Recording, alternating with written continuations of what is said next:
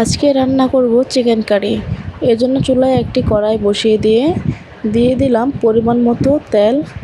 এরপরে দিয়ে দিলাম পরিমাণ মতো পেঁয়াজ কুচি, পরিমাণ মতো রসুন বাটা, পরিমাণ মতো আদা বাটা দিয়ে ভালো করে একটু নেড়েচেড়ে নেব। ভাজা হয়ে গেলে দিয়ে দিব পরিমাণ মতো লবণ দিয়ে এরপরে দিয়ে দিব পরিমাণ মতো হলুদ গুঁড়া, পরিমাণ মতো মরিচ গুঁড়া দিয়ে আবারও ভালো করে নেড়েচেড়ে ভেজে নিতে হবে। ভাজা হয়ে গেলে দিয়ে দিতে হবে জিরার গুঁড়া দিয়ে আবারও ভালো করে একটু নেড়েচেড়ে ভেজে নেব।